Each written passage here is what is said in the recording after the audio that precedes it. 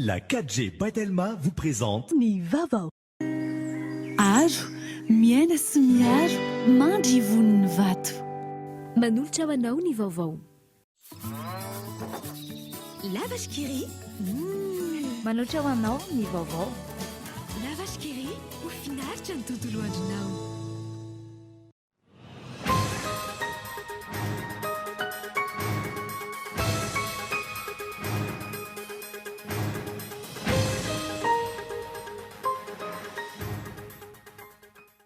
Nanolotra fitaovana ho an'ireo mpiasan'ny fahasalamana ny filohan'ny Repoblikan'i Madagasikara androany.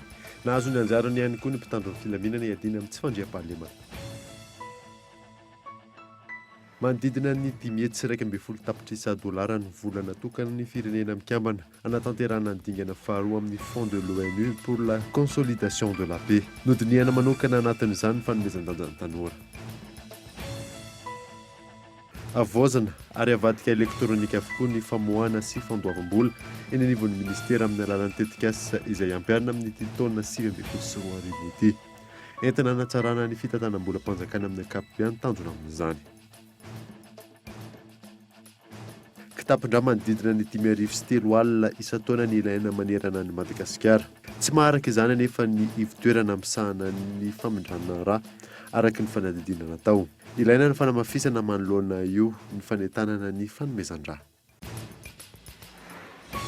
Maresaka iraisam-pirenena nivoaka ho mpandresy tamin'ny fifidianana ben'ny tanàna ao Istanbul ny kandida ny Ampoko Mpanohitra. Nahazo ny 4,20 isan-jaton'ny vato izy ireo raha toka 5,20 isan-jato ny kandida ny fitondrana. Nedidin'ireo vetra.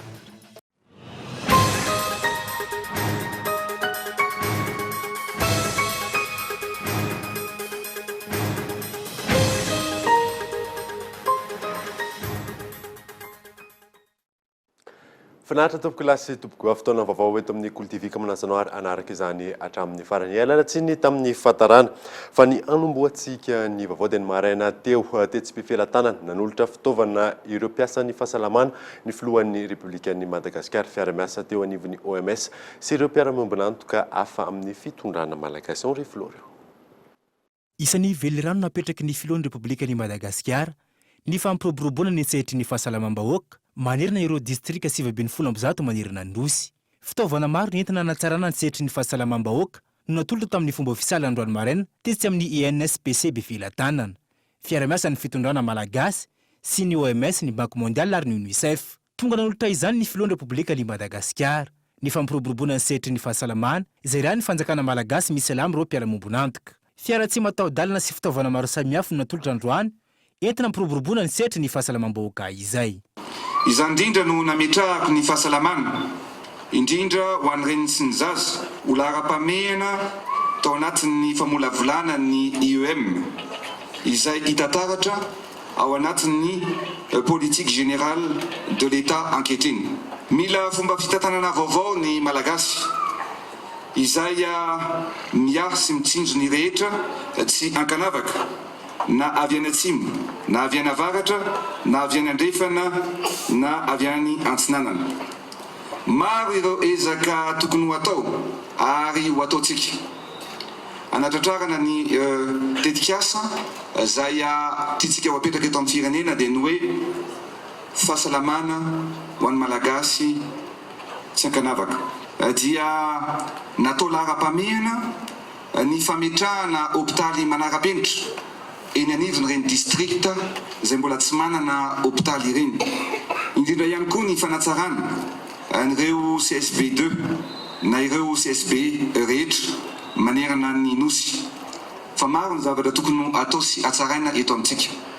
Anisan'izany ohatra ny tsy fananatsika izay mampijaly ny olona rehetra, ny betsaka mijaly mikasika ny dialyse, betsaka ny olona tsy manana hoenti-manana mitsabo an'ireny aretin'ireny.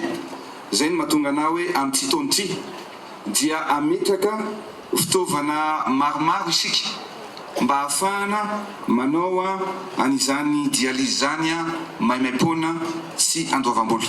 Ito hatrany ny hetsika fanatsarana ny fahasalamam-bahoaka eto amintsika iraha miasa amin'ireo mpiara-miombona antoka sy ny fanjakana malagasy. Aparitaka manerana nosy ireo fitaovana ireo mba hisitrahany malagasy tsy vaky volo ny vokany. Fa ankoatra ny fampitaovana ny mpiasan'ny fahasalamana angidiby misa 3 miampy fiaramanidina kaza iray fiara tsy mataho-dalana maro isan-karazany no nalitotro ny filohan'ny Repoblika ny tolakandro teo ho an'ireo mpitandro ny filaminana iadina amin'ny tsy fandriam-pahalemana. Fanadidia.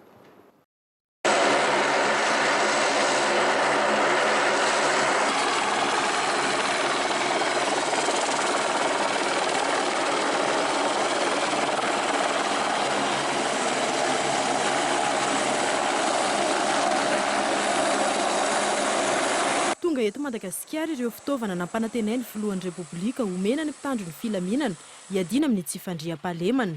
Angidiby miisa 3 hafa indray antafoka malagasy miampy fiaramanidina lehibe kaza iray ary fiara tsy mataho-dalana maro isan-karazany ho an'ny mpitandro ny filaminana 3 tota. Ireo no natolotra androany teny Ivato. Izao no natao ho fanatanterana ny fanambina petraka ho famerenana amin'ny toeran'ny foloalindahy malagasy hoy ny filoham-pirenena Andry Rajoelina. Efa velorano nataony hoe averina amin'ny toerany misy azy ny filoalindahy malagasy. Ka amin'izao akatoky ny fankalazana ny 7 taona niverena ny fahaleovan-tena izao dia efa nataontsika efa niteneniko anareo hoe afaka atao tsara ny mamerina ny filoalindahy amin'ny toerany misy azy ary tsy maintsy hitondra fampitaovana tsika efa nilaza tamin'ny 100 andro hoe ho avy aty ny roplanina kaza. Ny kaza nitafika rehetrarehetra matanjaka maneran-tany aty Afrika manana an'ity fitaovana ity daholo. Tsy tafika intsony raha tsy manana an'ity ataontsika. Ity roplanina ity zany dia ny filoalindahy na nitafika anabakabaka no misahana ny fitantanana anazy. Fa rehefa misy ilain'ny firenena azy na mivona na resaka catastrophe naturelle resaka cyclone na resaka misy mararina amin'ny fitsaboana ihany koa amin'ny ministeran'ny fahasalamana dia afaka mampiasa anito fiaramanidina ito avokoa. Tanjona ho hiatrana izy ny fametrahana ny tantara vaovao an'i Madagasikara ho rehareha aty Afrika. Isany efa dingana lehibe vita ihany koa ny fitsinjovana amin'ny madinika tamin'ny alalan'ny fampidinana ny vidin'ny solika ho hiatrana ny filoham-pirenena androany. 150 ariary ny gasoil vidin'ny fiainana, 100 ariary ny essence. Fa zany nanapa-kevitra hoe 80 isan-jato ny vahoaka tena fadiranovana dia mampiasa petrolina avokoa. Zay nanapa-kevitra hoe 500 ariary ny fiainana ny vidin'ny petrolina. Zay zany zavatra mitranga. Rehefa niena 500 ariary ny petrolina afaka natao hoe alao atao 400 ny gasoil. Fa za mihitsy nanapa-kevitra hoe alao ny olona marefo indrindra no ampiny. Inona ny vokan'izay ozy izy nareo? Ny vokan'izay dia raha tamin'ny herintaona, tamin'ny taona 2018, 240 milliards d'ariary, 240 milliards d'ariary ny subvention nalohan'ny fanjakana. 240 milliards d'ariary zany 65 millions de dollars. Amin'izao tsika amin'ny teny zao milaza ny vahoaka malagasy tsy misy subvention ntsony ho alohan'ny fanjakana sy ny fitondrana malagasy. Inona ny dikan'izay? Manana 65 millions de dollars na 240 milliards d'ariary isika anaovana investissement ho an'ny tafika, anaovana fotodrafitrasa, ny hôpitaly, ny sekoly sy ny maro isan-karazany. Zay ny teneniko hoe mifahaiza mitantana, zany ny zavatra lehibe. Ankoatra izay nambarany ihany koa fa samy reharehany malagasy manoloana ny vokatra azo tamin'ny fiakarana ny kianja voalohany nataony ekipam-pirenena Barea nandritra ny lalao-kanina. Isany endriky ny fanovana raha ny fanazavana trany. Maro ny olona nilaza hoe zany malagasy mpilalao foty baolina kitra malagasy zany tsy misy fanantenana ntsony zany. Indrindra ny Guinée efa nanao finale tamin'ny kanina. Fa zao ny zavatra mitranga. Ny teneniko anareo rehefa miteny tsika hoe miray fo, miray saina. Ary rehefa manana mpitarika mahay ny malagasy zay mampirisika ny ekipany, mampirisika ny filohalindahany, mampirisika ny vahoaka malagasy mba iray fo dia afaka atao foana ny mampivoatra sy ny mandroso.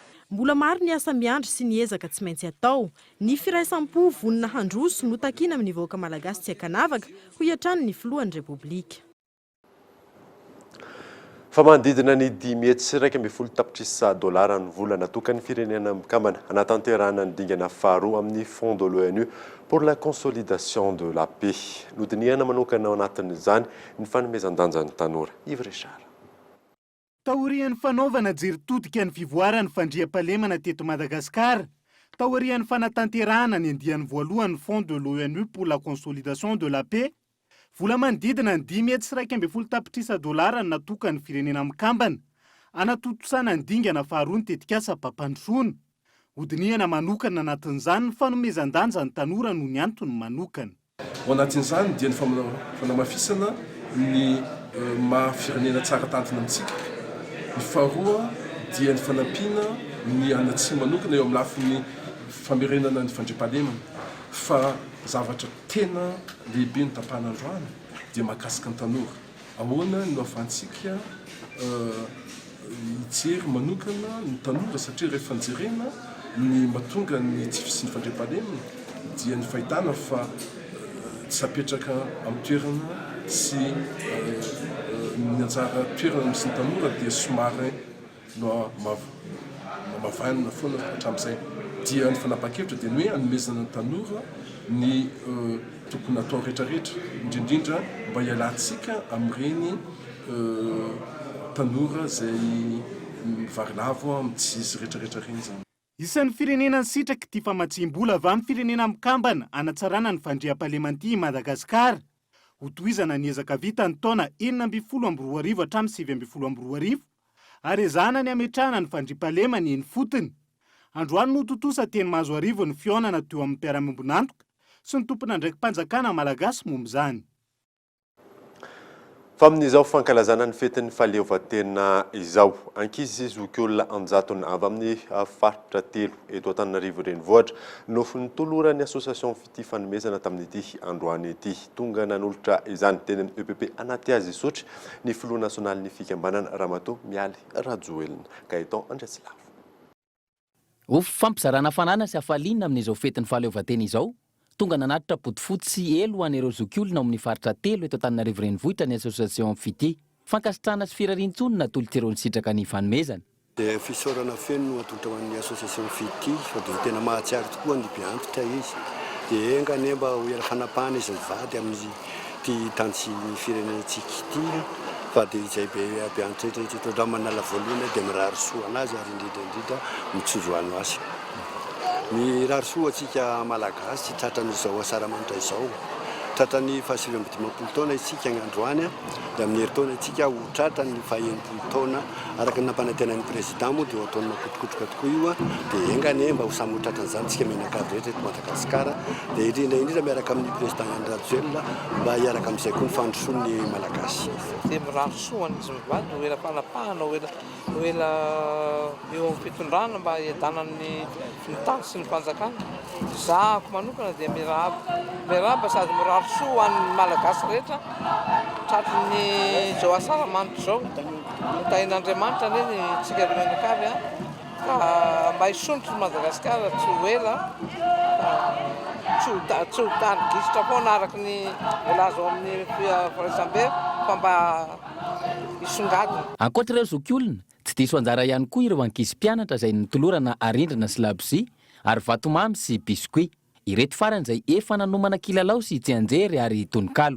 20 taona lasa izay ty nosy Madagasikara, 20 jona andro iray manan-tantara, fahaleovantena no nomena afaka mahaleo tena ny firenena. Fa nosy soa dia soa tokoa, tsy asolo tsy manam-paharoa, mendrika raha omena fitiavana fa tena lova ilay tanindrazana. Afatra no apetraka amintsika mba faniriko raha toa tafita.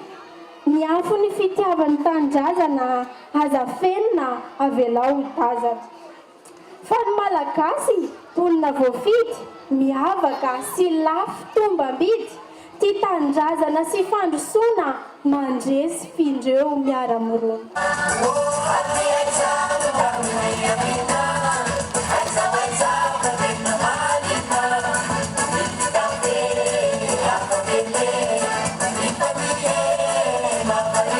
Manandanja ny fetin'ny fahaleovantena hoy ny filoha nasionalin'ny association fity Ramatoa Mialy Rajoelina. Ity farany izay nanolotra firarian-tsoa an'ny vahoaka malagasy anao fety sambatra ao anaty filaminana sy fifankatiavana. Dia miaraba malagasy mpiray tanindrazana ny tenako.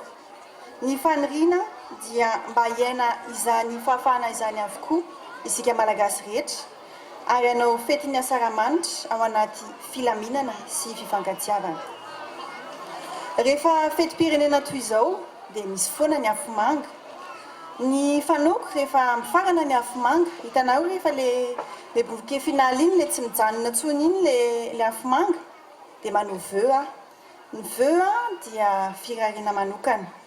Ka ny rariko ho an'ny vahoaka malagasy amin'ity taona ity dia ilay ao anatin'ny tononkirany hiram-pirenenantsika manao hoe hiadana sy ho finaritra. Koa mirary fiadanam-po ho amin'ny malagasy tsirairay avy ary samy manao fety finaritra isika rehetra. Teto amin'ny EPP anaty azo isotro no nanatanterana ny fanomezana sy ny fiarahan'ny faly ary ny fizarana ny manta sy ny masaka androany. Fa fotoana fanaovana ny asa sony vaninandro tahaka izao ka tsy nanadino ny mpiarabelona ny fikambanana vehivavy malagasy miara-miainga. Nanolotra fanomezana ho an'ny ankizy ray aman-dreny ary olona sahirana tao amin'ny fokontany Ampaimanga, commune Ambonimanambola izy ireo tamin'ity androany ity. Amin'izao asaramanitra fanamarihana ny 720 taona niverena ny fahaleovantena ny Madagasikara izao. Tsy nanadino ny mpiarabelona ny fikambanana vehivavy malagasy miara-miainga fa nitondra fanampiana maro samihafa. Notolorana arendrana ireo ankizy, sakafo ilaina amin'ny fiainana andavanandro, nofokely ny tampihavanana ary body fotsy ho an'ireo ray aman-dreny. Ny natao androany zany teto dia nanolotra fanomezana ho an'ny ankizy amin'ny fankalazana ny asaramanitra ny 720 taona ny fahaleovantenantsika dia ao anatin'izay koa fanomezana nofokena ampitam-pihavanana ho an'ireo be antitra dia miaraka amin'ny body fotsy sy fitaovana hoentina manadio ny tanàna, brouette sy ny angady. Izay no natao teto androany. Ankoatra ireo, nisy ihany koa ny fanolorana fitaovana entina hanadiovana ny tanàna ho an'ny fokontany Ampaimanga. Borety misa efatra sy lapella no tolorana tamin'izany. Ny tompona ndraikitry ny fokontany izay nankasitraka izao fanampiana izao. Dia tena makasitraka indrindra tompoko, makasitraka amin'ny mpanome fa dia faly tokoa zay ary tena hitanay hoe be dia be ny nameny anay. Be dia be hatramin'ny borety fanadiovana. Zay zany teto tsy nisy brouette mihitsy zay hatramin'izay. Dia izao zany zay nahazo brouette efatra dia lapella anankidimy. Dia faly zay fa dia makasitraka indrindra tompoko. Taoriny hetsika teto amin'ny fokontany Ampaimanga, nanao rodobeto amin'ny CSP2 Ampaimanga Ambohimanambola ny mpikambana teo anivon'ny vehivavy malagasy miara-miainga nijery ny fotodrafitrasa izay natolotra izy ireo toa ny toeram-pitsaboana nify ho an'ity CSP2 ity. Tamin'izany no nahafantarana fa misedra olana ity toeram-pitsaboana ity amin'izao fotoana izao toa ny tsy fananana dentiste. Ankoatra izay, ankoatra nahazo ny famatsim-bola avy amin'ny fanjakana nandritra ny fitondrana teo aloha izay natokana ho an'ny toeram-pitsaboana toy itony ny teto amin'ny CSP2 Ampaimanga Ambohimanambola noho ny antony tsy fantatra mazava. Efa nisy ny tatitra nalefa tamin'ny tompon'andraikitra isan'ambaratonga no manoloana izany, saingy tsy nisy valiny hoy ny médecin chef eto amin'ny CSP2 Ampaimanga Ambohimanambola. Fa amin'izao andro vitsy mialohan'ny hatongavan'ny fetim-pirenena izao nanolotra arendrana sy ny zara sainam-pirenena ho an'ny mponina tao andakana Ambohidratrimo ny candidat solomavomboaka Johnny Rakotoarisoa. Iona saina. Nozaraina arendrana vita malagasy ny ankizy ary nahazo sainam-pirenena izay marika ny fiandrianam-pirenena ny tokantrano teto andakana anatin'ny distrikana Ambohidratrimo tamin'ity androany ity. Fanomezana avy amin'ny candidat solomavombahoaka Rakotoarisoa Johnny, hetsika izay tafiditra indrindra ao anatin'ny fankalazana ny 720 taona niverena ny fahaleovantena ny Madagasikara. Fetim-pirenena ny andro andao arendrana malagasy no andeha ho zaraina ho an'ny zanaky malagasy mba ahafahan'izy ireo mifaly, ahafahan'izy ireo mba makalaza izany fetim-pirenena izany mitovy amin'ny zanaky ny olona rehetrarehetra. Dia eo ihany koa ny fizarana ny sainam-pirenena. Mbola mahita zay hoe mbola misy ny tokantrano tsy mametraka izany sainam-pirenena izany tsy manangana ny sainam-pirenena zany amin'ny tranony dia anisan'ny sensibilisenay reny hoe fitiavan-tanindrazana ary indrindra marikin'izany hoe fiandrianam-pirenena ny fametahana an'ireny sainam-pirenena ireny. Nanentana ny tokantrano rehetra ny tenany anangan-tsaina ho fanehoana ny fitiavan-tanindrazana ny firaisampony malagasy rehetra anatin'izao tsingeritaona 720 niverena ny fahaleovantena ny Madagasikara izao. Lafa mavao hafa kosa indray dia fanalambaraka no azo andikana ny lahatsoratra izay navoakan'ny gazety mpiseho isan'andro iray momba ny mpitsara mpikambana eo anivon'ny SMM ny farany herinandro teo. Laza tsy hipetra-potsiny momba izany sendika mpitsara eto Madagasikara ary miantso ny ho lafitry ny mpanao gazety Andray Fehipetra. Fanampanazavana. Dia fahitanay azy zany sahalan'ny karazana hoe fanalambaraka ampahabe maso le izy. Dia anjarany voalohany moa faharoa ma anjarany voakasika no mampiditra fitoriana amin'ny diffamation publique zay. Dia anjaranay zany moa no milaza hoe inona ny position'ny syndicat ary manoratra koa ary ampilaza any amin'ny ordre des journalistes hoe tokony mba handray fehipetra amin'ny zavatra toy ireny. Ny fipetrany moa ko ohatrohatran'izao ny raha ohatra izy délit de presse raha ny 2016-029 tsy milaza tsy sazy mihitsy aho na ny amandy ary amin'ny zavatra ohatran'ireny tsisy. Dia zay hoan'ry zareo hoe hanovany lalàna mikasika ny communication tokony hokasihina zay fa lasa misy olona amboniny lalàna na manevateva olona. Avozana ary avadika elektronika avokoa ny famoahana na ny sy ny fanoavam-bola eny anivon'ny ministera amin'ny alalan'ny tetikasa izay ampiarina amin'ny ity taona 2024 ity. Entina hanatsarana ny fitantanam-bola mpanjakana amin'ny ankapobeny ny tanjona amin'izany. Miantarandriana. Ampanarana ny teknôlôjia ary ovaina ho elektronika avokoa ny fandoavam-bola mpanjakana rehetra araka ny tetikasa ampiarina manomboka amin'ity taona 2024 ity.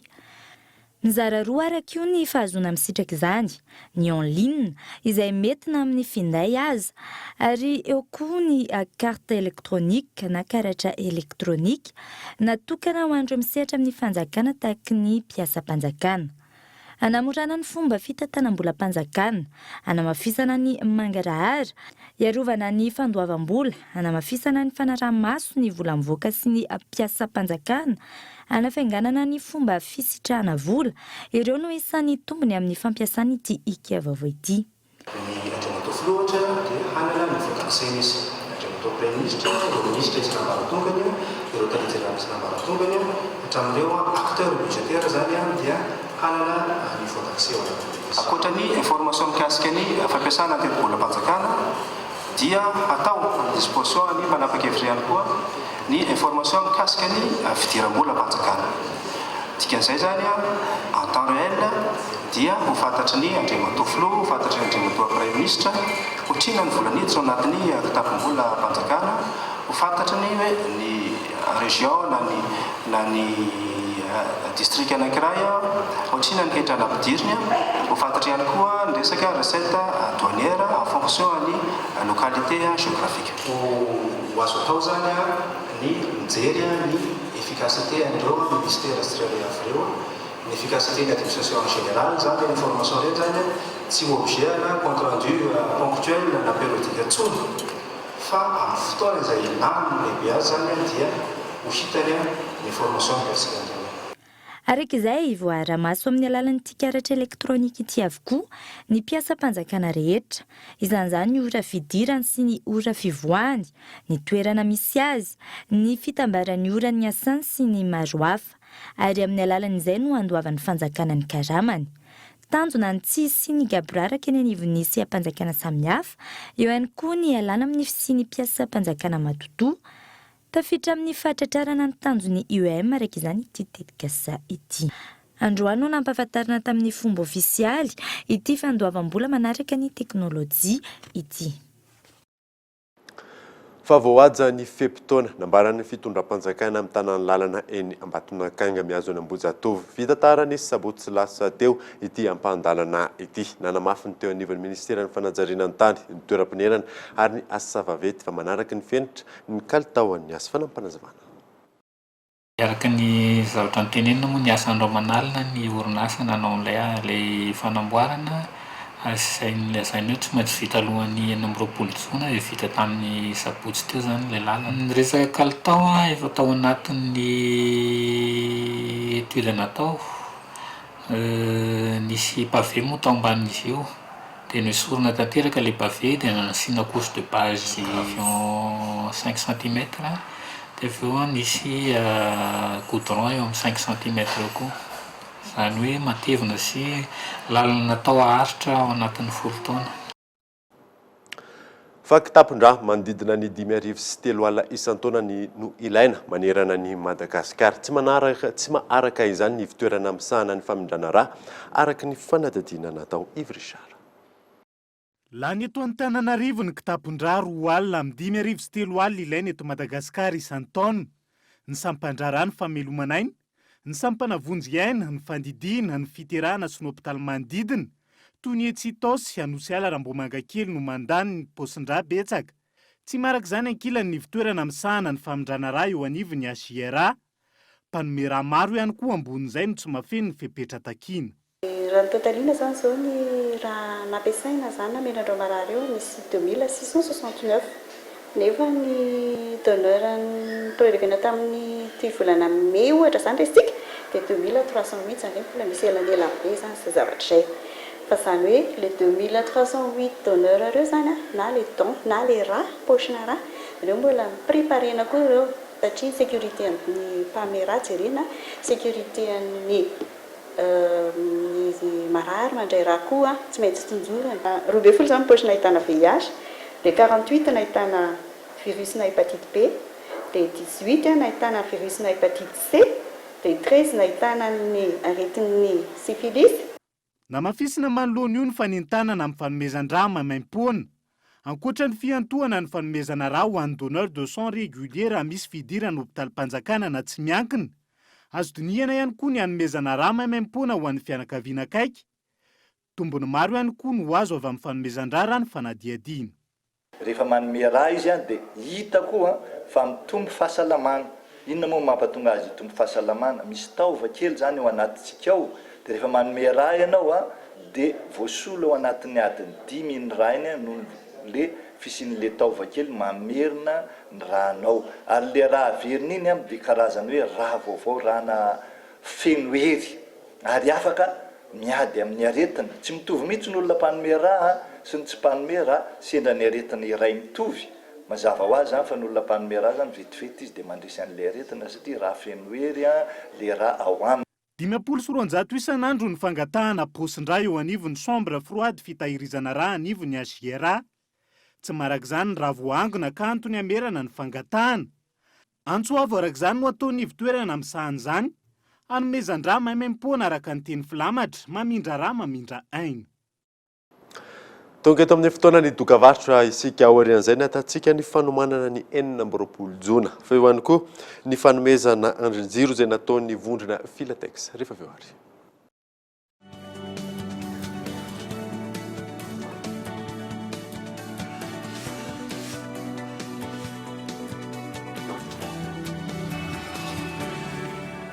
Yes, we can! Yes, we can! Mitombo afolo NB zone data teny manety ho an'ilay anarano mivatana reo lalao rehetra mandritra ny kanina dia zareo amin'ireo namanao ireo fotoana mampangitakitaka rehetra 50 méga ny atoandro à 500 méga ny alina arivo ariary foana ny vidiny tsindrio ny dièse 322 étoile 6 dièse.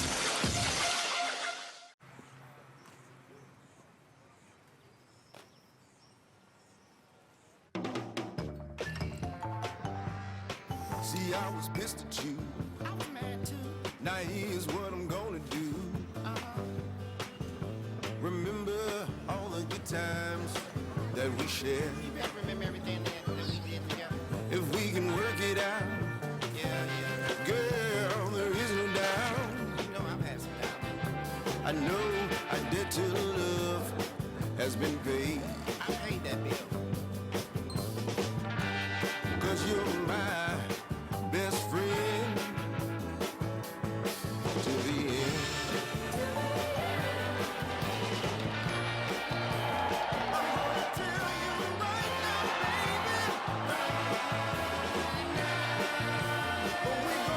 Chez Total, on en fera toujours plus pour vous. Total, partenaire du football africain.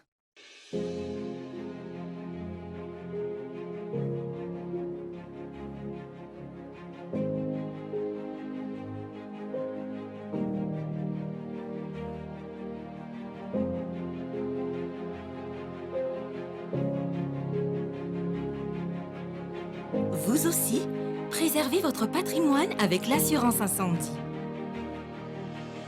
Art, vivre et entreprendre en toute sérénité.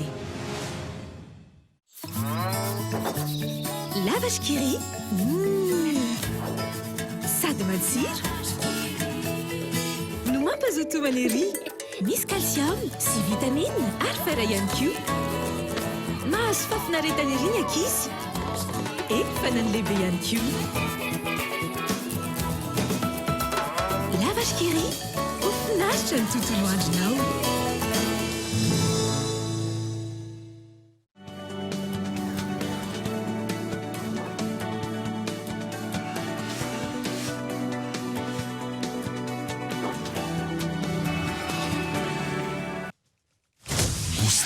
X Cola, le nouveau cocktail intense. Notre but, c'est d'accéder aux cotations boursières en 16 millisecondes, ce qui représente 1 milliseconde plus vite que tout le monde en ce moment. Ok. Ce qui équivaut À environ 500 millions de dollars par an. Je dirais qu'ils bâtissent une ligne de fibre optique entre le Kansas et la bourse de New York. Je suis au courant, Jenny. J'ai des yeux, moi aussi. Nous devons être plus rapides qu'eux. Je vous l'ai déjà dit, c'est impossible. Oh oui, c'est possible. Tu crois qu'elle bâtit sa propre ligne? Nom de Dieu! On vient de faire un demi-million de dollars en 5 secondes. Quelqu'un a trafiqué notre réseau. C'est moi le meilleur! Je suis sur le point d'entrer en réunion. Je vous rappelle dans 2 ou 3 heures. Pourriez-vous envoyer les documents à mon bureau? J'aimerais que ce soit réglé avant la fin de la journée.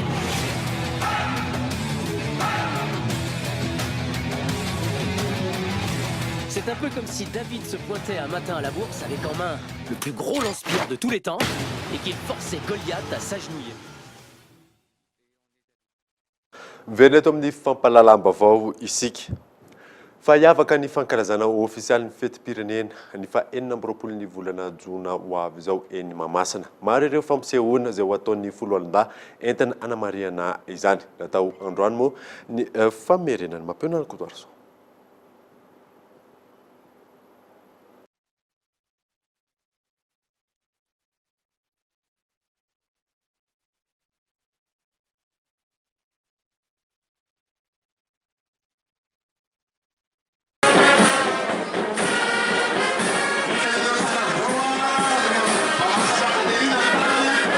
Matso lehibe andraisan'ireo mpitandro ny filaminana anjara izay tariany folo alindahy na ny avy eto an-toerana na avy any amin'ny firenena hafa nasaina. Fanehoana maro isan-karazany manodidina ny asan'izy ireo, fampafantarana ireo fitaovana vaovao azo tamin'ny fitondrana ankehitriny. Ireo no endriky ny fampisehoana ho hita ao Mahamasina mandritra ny lanonam-pankalazana ofisialy ny fetim-pirenena amin'ny 4 jona izao.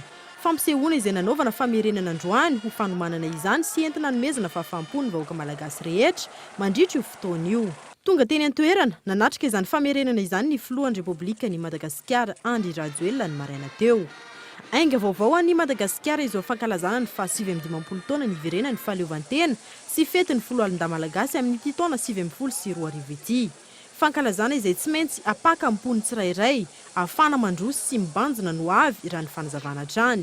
Efa saika tonga eto Madagasikara avokoa ankehitriny ireo miaramila avy amin'ireo firenena vahiny na saina manokana.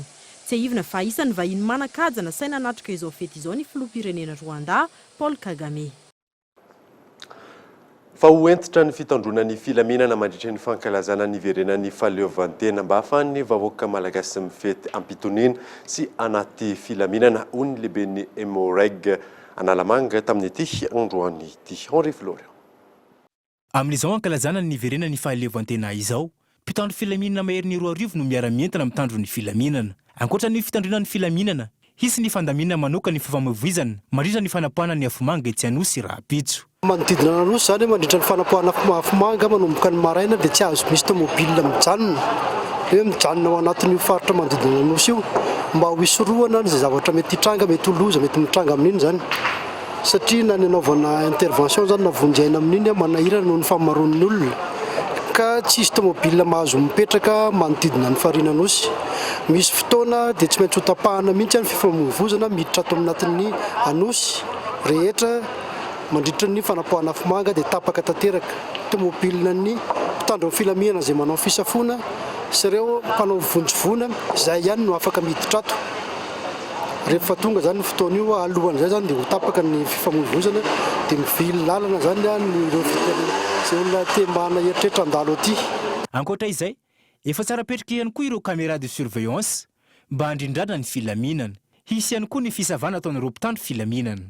Oui, ny caméra de surveillance efa famipetraka iny, fa misy mijery eny amin'iny fa ny zavatra ho atao koa zany ankoatran'izay fanakana amin'ny tomobila tsy petraka amin'ny famanodidina amin'ny farinana osy dia misy ihany koa fisavana izay manomboka androany dia efa misy miaramila manao patrouille eny dia fisafona sy manao la ronde reny zany dia efa misava izay olona mifanena aminy eny tsy nrehetrarehetra koa ny savaina fa indrindra manana fihetsika mampiaya na mpandeha tongotra eo na mandeha tomobila na bicyclette na moto dia misy fisavana atao satria voarara tanteraka ny fitondrana fitaovam-piadiana miditra anatin'ny faritra isy hetsika fankalazana ny fetim-pirenena. Fitondrana tavoahangy vera ilay tena io fa amin'ny plastika ihany no azo entina dia mandritry ny andro ny fankalazana ny fetim-pirenena dia mbola izay fepetra manokana fisavana zay dia mbola atao ihany. Tanjona petraka ny eo anivon'ny mpitandro filaminana ny anaovany mbaloko malagasy fetam-pilaminana. Isokatra amin'ny 9 maraina ny vavahadiny Mahamasina ny andro ny 20 joro ny fanazavana trany. Mpanakanto maro samihafa no anafana ny sehatra. Amin'ny roa tolakandro kosa no anomboka ny maso lehibe ataon'ny foloalindahy malagasy. Fa amin'izao roa andro tsy hahatongavan'ny fetim-pirenena izao hita fa tian'ireo mpanjifa ny arendrina vita gasy indrindra ireo miloko fotsy mena maitso. Fanadidina. Andro sisa no isaina ankalaza ny fa 7 taona nazona ny fahaleovan-tena isika eto Madagasikara. Manomboka bibividy ireo arendrina vita malagasy, mitombo araka izany ny famokarana azy, indrindra ilay miloko maitso fotsy mena. Manodidina ny 700 hatramin'ny 4,000 ariary ny vidiny. Nahitana fiakarana ny vidiny raha oharina tamin'ny taondasa, hoy ny mpivarotra arendrina etsy Analakely, saingy tsy mahasakana ireo mpanjifa izany. Arendrina zany mandeha daholo le arendrina fa le maitso fotsy mena zany tena mandeha amin'le arendrina. Io ihany zany hoe somary niakatra kely fotsiny izy tamin'ity satria le fitaovana tena lafo be ny sonitra daholo le fitaovana na loko, taratasy, na ny tahona arendrina na raha ny sonitra daholo dia izay mampatonga le arendrina somary niakatra kely fotsiny ary ny ananazy satria efa vidin'ny olona koa mba jerevana ihany. Maro karazany ireo arendrina hita eny an-tsena fa ny loko mitovy amin'ny sainam-pirenena araka izany no mahasarika ny mpanjifa. Samy manana ny antony safidianana io loko io ny tsirairay. Lokona sainam-pirenena zany safidiko. Ny mahafetim-pirenena anazy dia izay ny itiavako ny lokony. Hatramin'izay ana vita gasy foana. Lokon'ilay izy aloha zany dia le hoe mifanaraka amin'ilay sainam-pirenena antsika. Dia na mahita loko hafa ary dia ohatrany hoe tia ihany tonga dia mahasarika.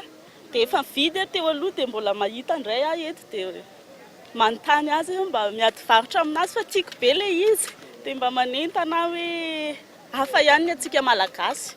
Be da be zao ny vita sinoa fa aleo mifidy ny atsika ihany e. Na misy ireo arendrina avy any ivelany, maro ny mpanjifa misafidy ny vita malagasy. Hita taratra amin'izany ny fitaovan-tanindrazana sy ny fanendrahindrana ny maha-malagasy. Fa ho tsara ny andro amin'ny ankapobeny atao anatin'ny 3 andro raha ny fanazavana teo anivon'ny sampana mpamantatry ny toetry ny andro. Tafiditra ao anatin'izany ny fankalazana ny verena ny fahaleovan-tena amin'ny alarobia ho avy izao. Arzo Raneva Manana. Ilamina ny fankalazana ny fetin'ny fahaleovan-tena araka ny fanazavana. Tsy ahitana fiovana ny maripana rapito sy amin'ny andro ny fankalazana ny 20 jona eto afovoan-tany raha ny vinavinan'ireo mpamantatry ny toetry ny andro.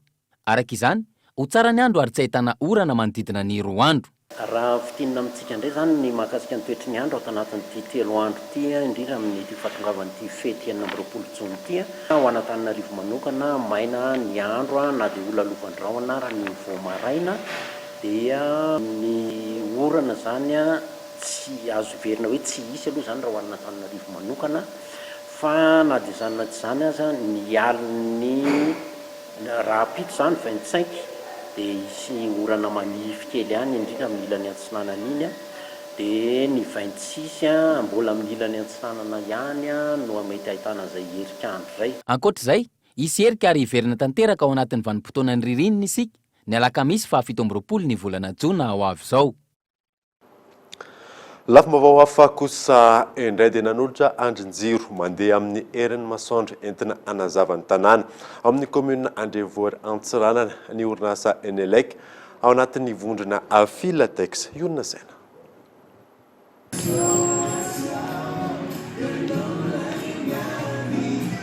Isan'ny commune malaza amin'ny tsy fandriam-pahalemana ataon'ireo andian-jatovo ny ao amin'ny commune Andrenivohitra de Gosiorez. Io no isan'ny antony iray na tonga ny orinasa Enelec ao anatin'ny vondrona Filatex nanolotra andrin-jiro mandeha amin'ny herin'ny masoandro miisa 370 ho an'ity commune ity ny fiafaran'ny herinandro teo.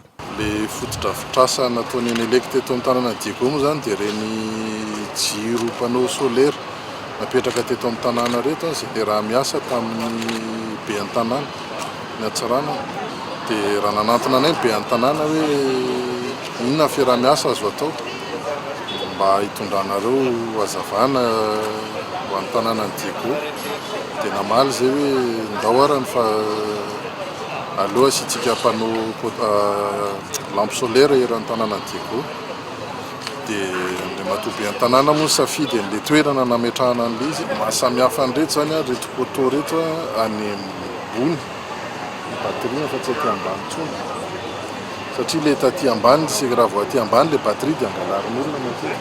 Le izy moa zany entanina ny olona rehetra eto amin'ny tanàna hoe mba hanaja ny fotodrafitrasa izay apetraka ny fanjakana na apetraka na privé hoe ho an'ny tombontsoa ny olona rehetrarehetra eto amin'ny tanàna fa mba sina fanajana le izy ary. Novidiana manokana ireo faritra mena ka nametrahana ireto andrin-jiro ireto raha nanambarany be ny tanàna ao amin'ny commune Andrenivohitra Antsiranana.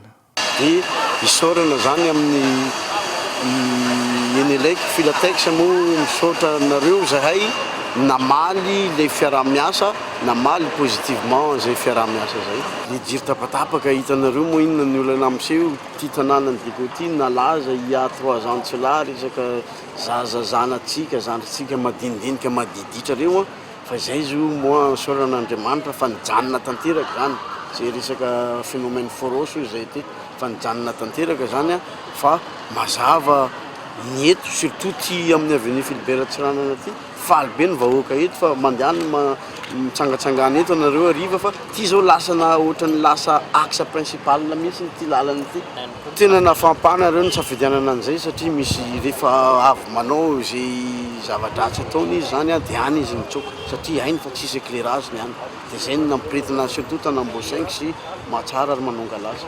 Vina ny vondrona Filatex ny anapariahana ny fotodrafitrasa toy izao amin'ireo renivohim-paritra rehetra raha nambarany tompon'andraikitra. Marisaka iraisam-pirenena dia nivoaka ho mpandresy tamin'ny fifidianana ben'ny tanàna ao Istanbul ny kandidany antoko-panohitra. Nahazo 450 isanjaton'ny vato izy ireo raha toa ka 450 isanjaton'ny kandidany fitondrana fanadidina. Premier bain de foule. Fisehoana voalohany amin'ny vahoaka taorian'ny fandreseny. Nandresy tamin'ny fifidianana ben'ny tanàna ao Istanbul ny kandidany mpanohitra Ekrem Imamoglu. Araka ny vokatra vonjimaika, nahazo hatrany amin'ny 450 isanjato ity kandida ity.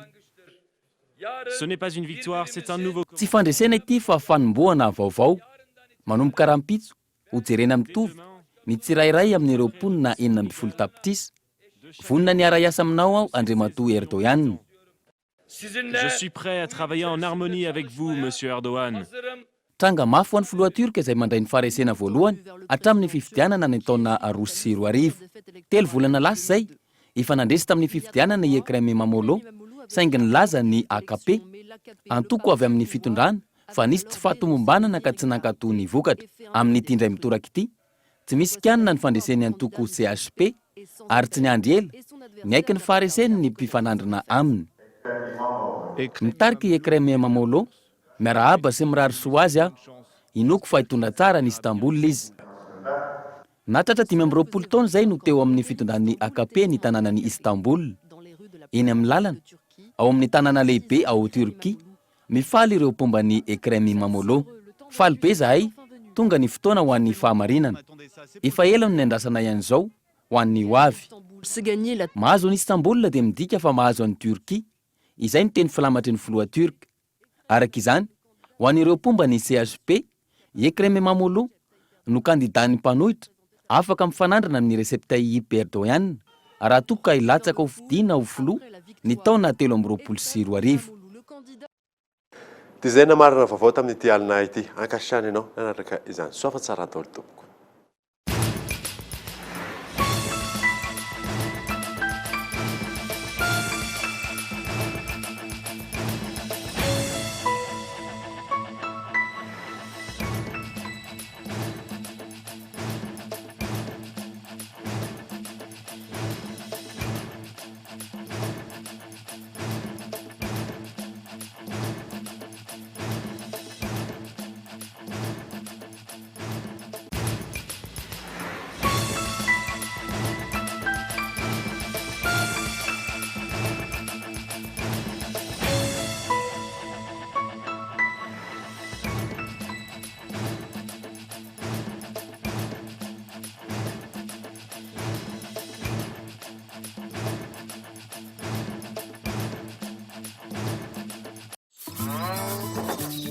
lavashkiri narainao teo ny vaovao miaraka amin'ny lavashkiri ho finaritra ny tontolo andronao.